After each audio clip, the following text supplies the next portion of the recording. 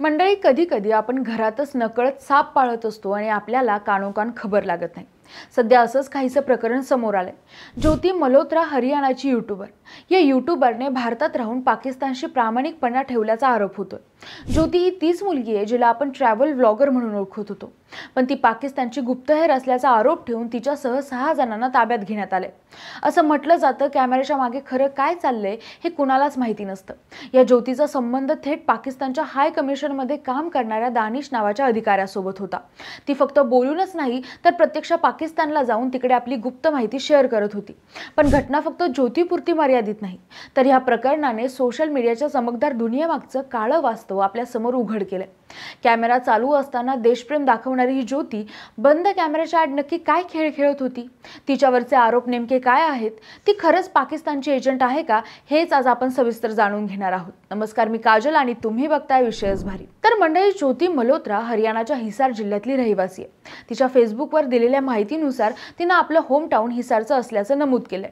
शिक्षण तिने कुरुक्षेत्र युनिव्हर्सिटीमधून पूर्ण केले। ज्योती एक यूट्यूबर आणि सोशल मीडिया इन्फ्लुएन्सर म्हणून ओळखली जाते। इंस्टाग्रामवर तिचे तब्बल 1.31 लाख फॉलोअर्स आहेत, तर यूट्यूबवर 3.77 लाखाहून अधिक लोक तिला फॉलो करतात। मुख्यतः ती ट्रॅव्हल ब्लॉग तयार करते। गेल्या वर्षी ज्योतीने पाकिस्तानचा दौरा केला होता।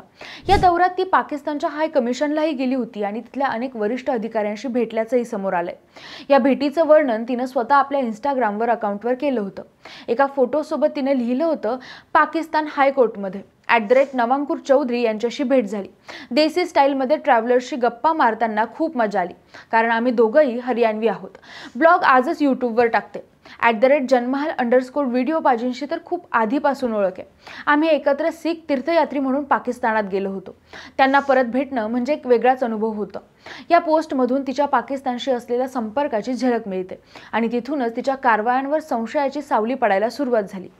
मंडळी, हे सगळं प्रकरण सुरू झालं 2023 साली। ज्योतीने पाकिस्तानचा व्हिसा कमिशन मार्फत मिळवून तिथे प्रवास केला होता। या दौऱ्यात ती पाकिस्तान उच्च आयोगात काम करणाऱ्या दानिश नावाच्या कर्मचाऱ्याच्या संपर्कात आली। हा संपर्क पुढे जाऊन पाकिस्तानी गुप्तचर यंत्रणांपर्यंत पोहोचला, असं तपास यंत्रणांचं म्हणणं आहे। ज्योतीने आपल्या सोशल मीडिया पोस्टमध्ये पाकिस्तान दौऱ्याबाबत माहितीही दिली होती, जिथे तिने विविध अधिकाऱ्यांशी भेटी घेतल्याचा उल्लेख केला होता।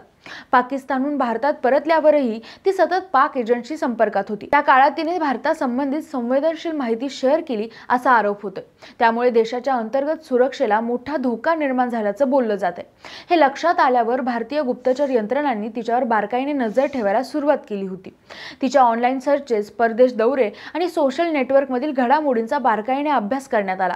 पुरेसे पुरावे हाती लागल्यानंतर तिला अटक करण्यात आली आहे। सध्या ज्योतीची कसून चौकशी सुरू आहे। तिच्या संपर्कातील इतर व्यक्तींची माहिती मिळवण्याचे प्रयत्न सुरू आहे। ज्योतीने ह्या गोपनीय माहितीची देवाणघेवाण कोणत्या मोबदल्यात केली, पैसे घेतले का, याचाही तपास सुरू आहे। मंडळी, पण ही काही एकटीचीच बाब नाहीये।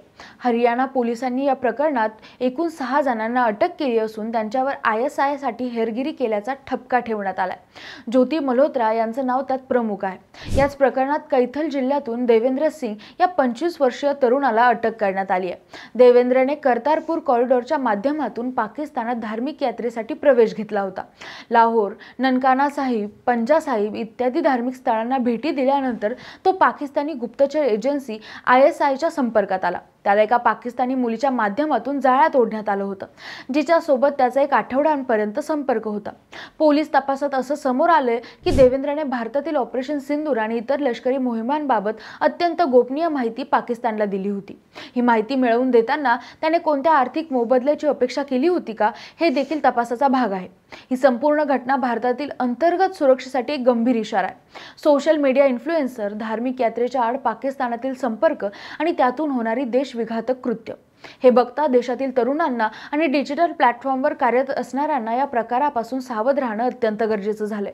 बाकी सोशल मीडियावर लाखो लोकांच्या फॉलोइंग मिळवणारी ही यूट्यूबर अचानक देशद्रोहाच्या आरोपात सापडली, ही खरंच धक्कादायक गोष्ट आहे। फक्त प्रसिद्धी, पैसा आणि फायद्यासाठी जर कोणी देशाच्या सुरक्षेचं भान विसरत असेल तर त्यावर कठोर कारवाई होणं गरजेचं आहे। मागे कुरुलकर नामक इस्मानेही पाकिस्तानी तरुणाच्या जाळ्यात अडकून भारताची संवेदनशील माहिती तिला पुरवली होती।